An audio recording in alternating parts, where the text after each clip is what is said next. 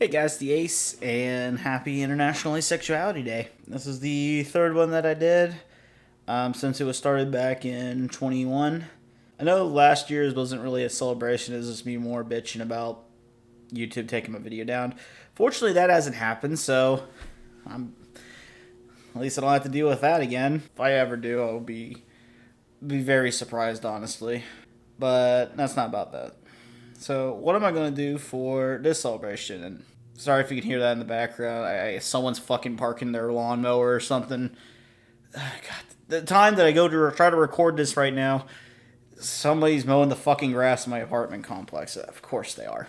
So, anyways, I'm going to actually do two little things. First, I'm going to tell a little story in second.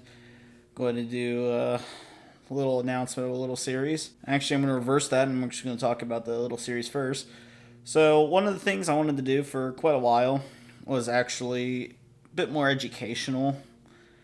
I want to teach what asexuality is, but in a little bit more of a complex angle. You'll see what I mean more of that. I'm going to call it Asexuality 102. You know, something that is a little bit more complicated than 101, but not super complex either. That series will come out at some point when I have time or willpower to do it. But it will come out probably this year. Okay, for this story time, I'm going to tell you about the time back in, I think it was 2018, where me and one of the coworkers actually came out to each other over one flag. Yeah, so this is a little interesting story. So, when I worked in the city, there was one employee that didn't have a car and always needed a ride home. So we would occasionally give him rides home among the coworkers that could drive, which was almost all of us.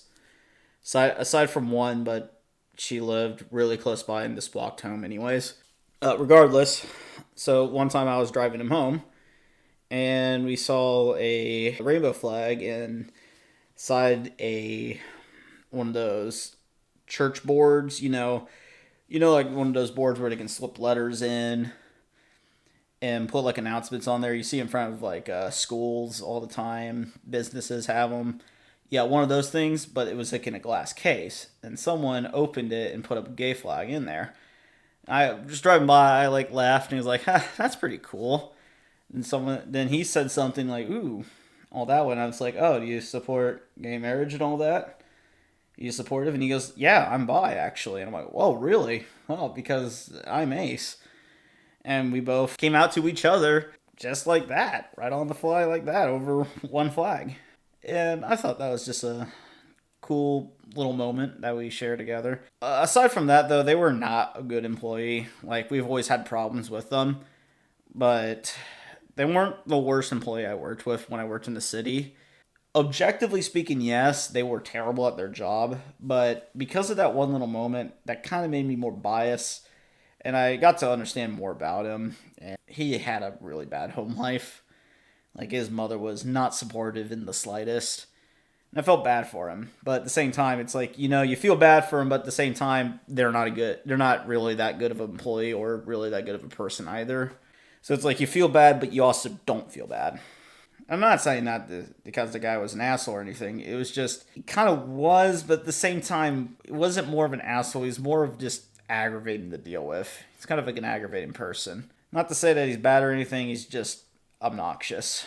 Anyways, guys, I hope you enjoyed that little random story. And I want to wish everyone a happy International Asexuality Day, everybody. I'll see you in another video. See ya.